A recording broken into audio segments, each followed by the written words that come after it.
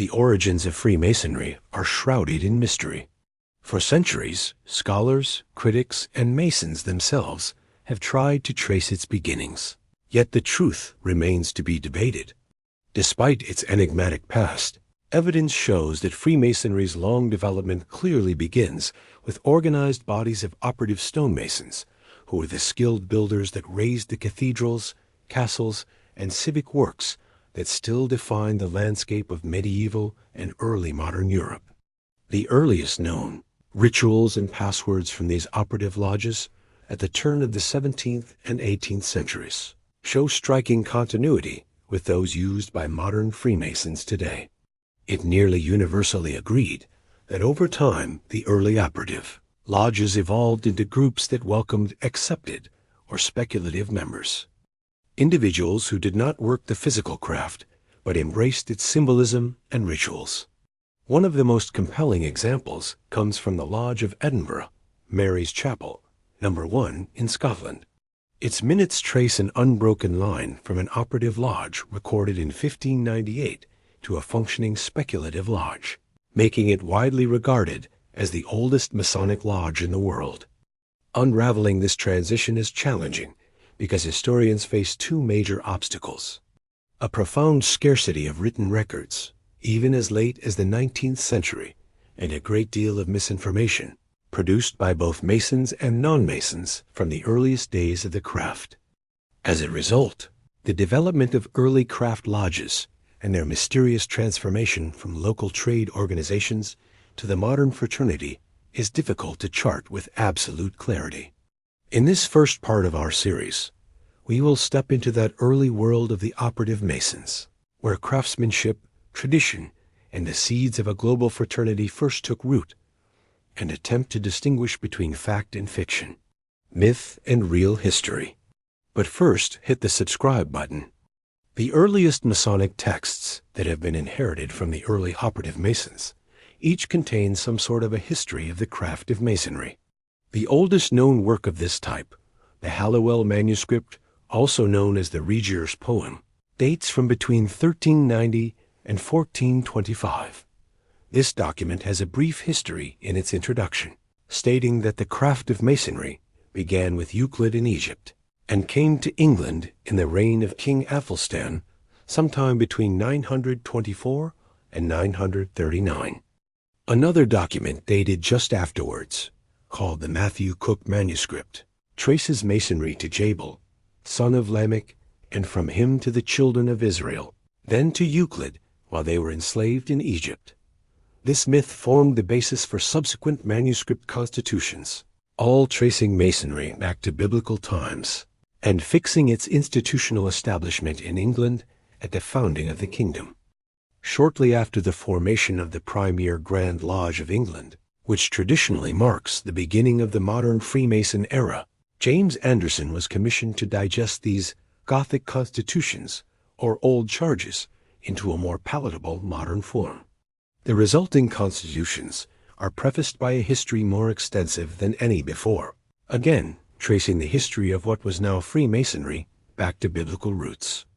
After Masonry spread to France, it was a prominent man named Chevalier Ramsay who in 173 added the Crusader Knights to the lineage. He maintained that Crusader Masons had revived the craft with secrets recovered in the Holy Land. While he spoke of crusading knights in general, it was in Germany, where Karl Gotthelf von Hund's rite of strict observance claimed that it was the famed Knights Templars that Freemasonry owed history to. Anderson's history, the chivalric Romanization of Masonry in continental Europe, and the internal allegory of Masonic rituals centered around King Solomon's Temple and its architect, Hiram Abiff, all provided ample material for further speculation of Masonic history, planting the seeds for a wide range of theories that still get repeated today. Over the next several centuries, countless theories emerged to explain the origins of Freemasonry, ranging from political allegories and royal conspiracies to mystical, religious, and architectural lineages. Early writers tied Masonic legends to the death of Charles I, accused Oliver Cromwell of founding the craft, or linked it to Francis Bacon and the Rosicrucians. Later theorists claimed connections to Christopher Wren, the exiled Stuart kings or Jesuits at the College of Clermont. Others sought roots in medieval French guilds, Roman collegia, the Commacene masters, and the priesthoods of ancient Egypt. More modern ideas have returned to links to the Knights Templar and the symbolism of Rosslyn Chapel. While none of these theories are taken seriously by Masonic historians, they illustrate the rich tapestry of speculation that has surrounded Freemasonry's mysterious beginnings. From Euclid and Athelstan to Crusaders, Templars, biblical patriarchs, and exiled kings, the supposed origins of Freemasonry have been endlessly reimagined. But as impressive and imaginative as these stories are, none of them hold up to historical evidence. They reveal far more about the hopes, politics, and fantasies of their authors than they do about where Freemasonry actually came from. So, what is the real story? How did Freemasonry truly emerge? To answer these questions, we must first look at the craft guilds of medieval Europe, which were formal associations of artisans and tradespeople that emerged across Europe beginning in the High Middle Ages, created to protect shared economic, social, and professional interests. Rooted in earlier Roman craft confraternities, guilds grew as craftsmen united under binding oaths of mutual support. By the 12th century, they were appearing in town charters, and by the 13th and 14th centuries, they had multiplied dramatically. Paris had around 100 guilds by 1260 and as many as 350 by the 14th century. These organizations regulated nearly every aspect of urban production and trade, with specialized divisions emerging. Their core functions included enforcing strict quality standards, controlling access to the profession, and overseeing the structured progression of training. Young workers entered as apprentices, learned only basic techniques until trusted with guild secrets, advanced to journeymen who could travel and refine their skills, and eventually produced a masterpiece to qualify for master status. Guilds maintained monopolies over their crafts within city limits, and only masters could open shops or participate fully in guild leadership. They also provided social welfare by supporting sick members, widows, and orphans, and issued travel stipends for itinerant journeymen. Politically, guilds wielded immense influence. In many cities, they became central to civic governance. Powerful guilds in Italian and German cities frequently clashed with urban elites, occasionally overthrowing councils in pursuit of political power. The merchant guilds in England sometimes became the ruling bodies of towns, while the City of London's guilds, known as livery companies, played such a dominant role that membership became a prerequisite for participating in city government, a tradition that persists in ceremonial form today. Stonemasons' guilds were highly structured, disciplined communities of craftsmen responsible for the planning and construction of Europe's great stone buildings.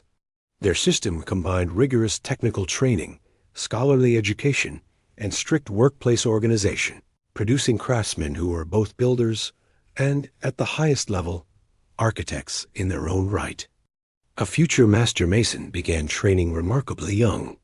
By age 9 or 10, he was already literate in English and French, and had received basic schooling at home or in petty schools. From roughly 10 to 14, he studied in a monastery or grammar school, learning Latin. Some boys instead joined noble households as pages, receiving social and cultural training alongside literacy. At the age of 14, he would become an apprentice, in which he would be bound to a master, usually for a fixed term of 7 years, and lived with the master as a member of the household, receiving most or all compensation in the form of food, lodging, and training. From 14 to 17, he learned the physical craft, how to choose, shape, and set stone. Between 17 and 21, he memorized the geometry essential to medieval construction, mastering formal problems that served as the theoretical backbone of the craft. After being employed by a master for several years, and after producing a qualifying piece of work, the apprentice was granted the rank of journeyman and was given documents, letters, or certificates from his master and/or the guild itself, which certified him as a journeyman. As an independently qualified worker, he could travel to other towns and countries to learn from other masters. After several years of experience, a journeyman could be received as master craftsman and a full member of a guild, often called a fellowship, making them a fellow of the craft. This would typically require the approval of all masters of a guild, a donation of money and other goods, often omitted for sons of existing members, and the production of a so-called masterpiece, which could be a formal solution to a construction or design problem that demonstrated technical mastery. Only then was he considered fully qualified, and even then he had to earn his place before becoming a master mason on a major project. Organizationally, medieval masonry operated at two levels. There was the guild or fellowship of masons in a particular region, and then there was the lodge. A lodge was originally a temporary workshop erected at a building site, but evolved into the term for the community of masons working on a project. The earliest lodge regulations in England survive from York Minster in 1352, issued not by the masons themselves, but by the cathedral's authorities. In contrast to merchant guilds, masons were late to form formal trade guilds in England, because their largest employer was the crown, which frequently hired them by impressment. This was compulsory recruitment during major building campaigns. In 1356, the preamble to regulations governing the trade of masons specifically stated that, unlike the other trades, no body existed for the regulation of masonry by masons. However, just 20 years later, in 1376, 4 representatives of the mystery or trade were elected to the Common Council in London. It was this period of time that the Hallowell manuscript and Cook manuscript make an appearance. What caused this sudden appearance of Masonic guilds? The best can only be explained by looking at the environment of England at the time. The rise of the stonemasons' guilds in medieval England can be understood as a direct response to the sweeping economic and political pressures created by the Black Death and the torrent of labor control legislation that followed. The Black Death, which occurred between 1348 and 1350, devastated Europe, killing over 1/3 of the continent's population and 30 to 40% of the people in Britain. With such a dramatic loss of life came an equally dramatic labor shortage. Suddenly, landowners and builders, who once held total economic power, were forced into competition for surviving workers. Laborers, including highly skilled stonemasons, found themselves with unprecedented bargaining power. They could demand higher wages, better conditions, and greater mobility. The elite classes viewed this shift with alarm and sought aggressively to reverse it. In 1349, Edward III attempted to restore pre-plague labor conditions by issuing the Ordinance of Laborers, which tried to freeze wages at pre-Black Death levels and restrict workers' freedom to seek better pay.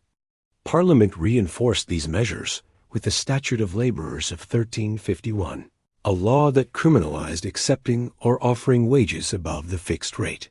These attempts at economic control were widely resented and contributed to ongoing social tensions, eventually becoming one of the causes of the Peasants' Revolt of 1381. As these labor control laws expanded, the Crown's supervision of skilled trades intensified. Richard II's Statute of Victuallers and Hostelers in 1389 required guilds and trade fellowships to submit their charters for royal inspection. This regulation pushed many trades toward greater formal organization, as they needed recognized structures and privileges to defend themselves against royal intervention. For stonemasons, whose work was essential to England's ongoing cathedral, castle, and civic building projects, the pressure was even more direct. Their skill set was rare, and their wages tended to rise sharply in the labor-scarce post-plague economy. Authorities saw this as a threat. Part of the crackdown came with the Laborers' Act of 1425, which specifically banned the annual assemblies of masons. These assemblies were where masons met to negotiate wages, regulate their craft, and maintain professional standards. Suppressing them was a calculated attempt to weaken their collective bargaining power. In response, Masons began to emphasize that their meetings were not rebellious gatherings, but long-standing, legitimate assemblies sanctioned by ancient authority. This is the context in which the early Masonic old charges, like the Hallowell manuscript and Cook manuscript, were created. These documents asserted that the crafts assemblies had been ordained by King Athelstan, a respected Anglo-Saxon monarch, and that he established rules linking a Mason's wages to the cost of living, implying that fair compensation was not a recent demand, but an ancient right. By rooting their traditions in royal and even biblical antiquity, Masons sought to defend themselves against accusations of unlawful organization and to justify their continued meetings despite the 1425 ban. In essence, the rise of stonemason guilds was not merely a matter of professional identity. It was a strategic response to centuries of legislation aimed at restricting labor freedom. The guilds became a vehicle through which Masons preserved their ability to negotiate wages, assert their autonomy, and maintain the integrity of their craft in a world where governments continually sought to limit their economic power. Only a few new manuscripts, such as the Dowland manuscript and Grand Lodge No. 1, appeared in the next few centuries. This era overlapped with enormous social upheaval, especially the Reformation.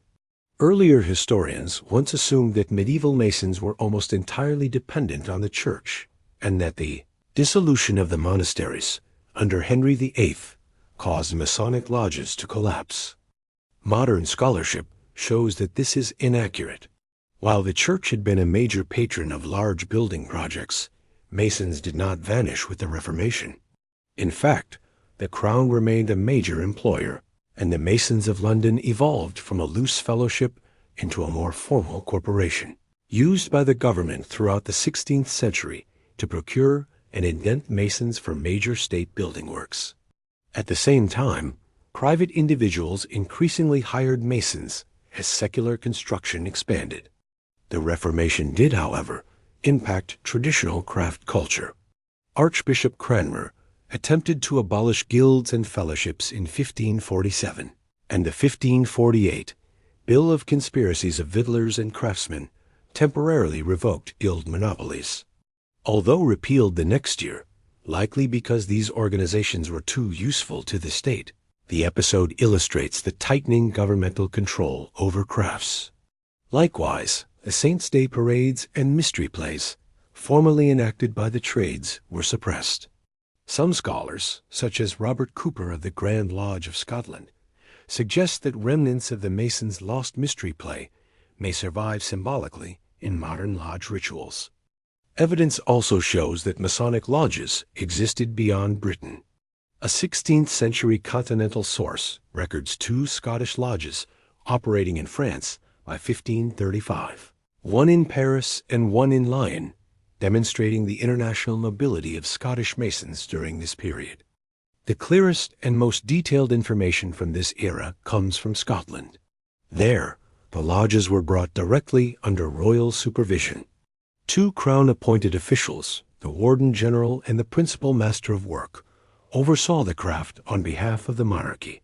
By the late 1500s, both roles were held by William Shaw, who took major steps to regulate and formalize the lodges. In 1598, Shaw convened the masters of the southeastern Scottish lodges and issued what are now known as the First Shaw Statutes. These regulations provide the earliest detailed snapshot of lodge structure and culture.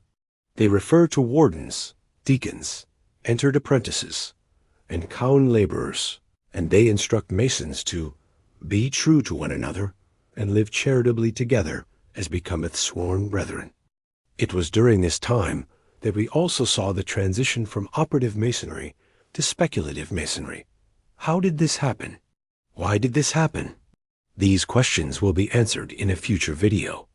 So subscribe to Digital Lodge No. 1 to discover the real story of how modern Freemasonry developed.